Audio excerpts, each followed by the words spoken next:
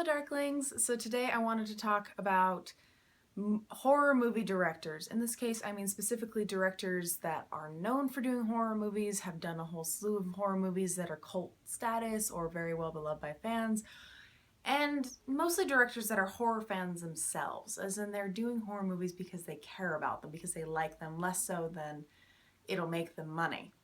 And of course this is all subjective, it's not like I know any of these guys as people, just what I have researched over the course of years of being a horror movie nerd myself.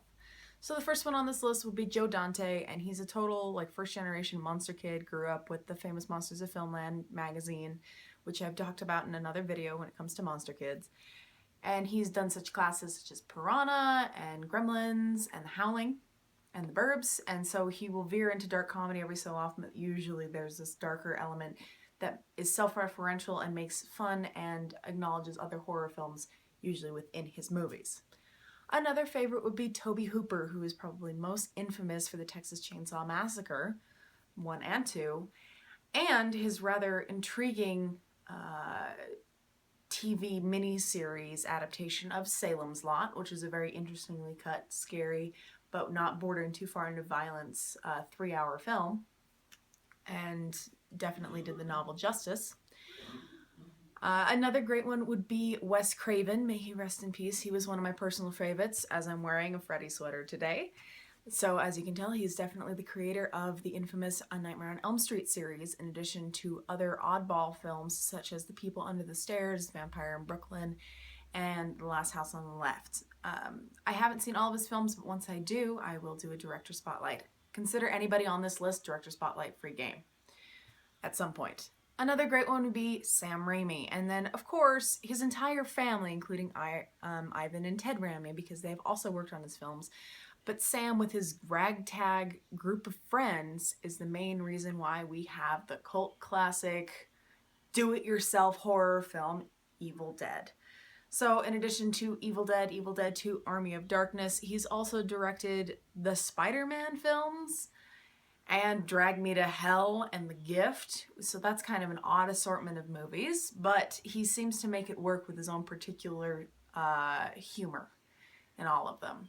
Another great one would be Stuart Gordon. He's mostly known, if you are a Lovecraft fan, for From Beyond, Reanimator, Dagon, and other such films based off of Lovecraft's works. They're usually a little bit gory, a little bit ridiculous, and a little bit funny, but definitely out there, which I guess pays tribute to the master of weird fiction pretty well.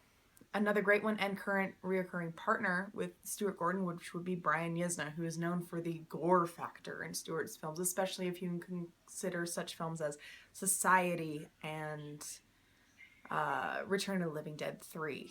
So his stuff is kind of interesting. He's also been a longtime producer with Stuart Gordon. Another great one, especially if you like the ridiculous, the gory, and the explosive, and 80s camp, which would be Lloyd Kaufman, who's mostly known for the trauma films with things such as The Toxic Avenger and Chud. Another great one, not as varied, I guess, but still considered, which would be Tom Holland, mostly known for Fright Night and Child's Play. He definitely has a flair for the horror movie lover, as you can tell with Fright Night, which is pretty much homage and a loving letter to all of classic horror movies. Another great one, whose name I constantly butcher, is Don Coscarellini, who is known pretty exclusively for the Phantasm films. I've only seen the first one so far, but I intend on watching all 4 of them and include the new 5th one, Ravager, in addition to doing, of all things, Bubba Hotep and John Dies at the End.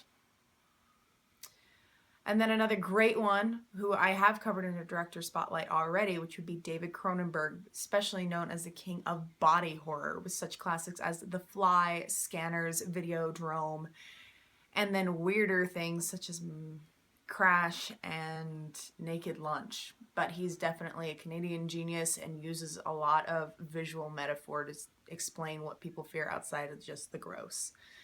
Another interesting one would be Mick Garris. He is also the creator of the Masters of Horror franchise, and he's definitely not one to skip over. And then, of course, there's one of the longest running ones on here, at least in terms of Hollywood fame, which would be John Carpenter, with such immense overarching classics such as The Thing and Halloween. In addition to some of his slightly less watched stuff, like The Serpent, well, not The Serpent and the Rainbows, Wes Craven, apologies, but also including The Prince of Darkness and In the Mouth of Madness.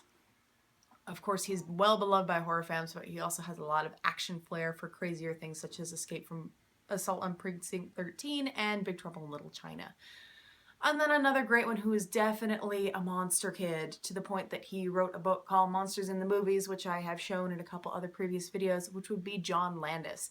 Sure, he's known for some of his comedy films a little bit more than his horror films, but he still brought us American Werewolf in London and Innocent Blood and Schlock, so you have to give him credit for being a die-hard monster kid. Last one that I chose to put on this list would be Lucky McKee. Admittedly, his directorial chops are not quite as far-reaching or as brilliant as some of these others, but his early 2000s classic May, starring Angela Bettis, deserves a lot of attention. His segment into the Masters of Horror series, Sick Girl, was definitely very envisioned. And then his most recent comedy horror adaptation that was very, very odd, and yet I still get a kick out of, All Cheerleaders Die, is worth noting as well. I think more or less all of the people on this list are in the Masters of Horror series from 2005-2006, which was a series of short hour-long films directed by all these classic directors that was released through HBO. I haven't seen all of them yet, but I really, really want to, especially one that's apparently worth noting is Cigarette Burns.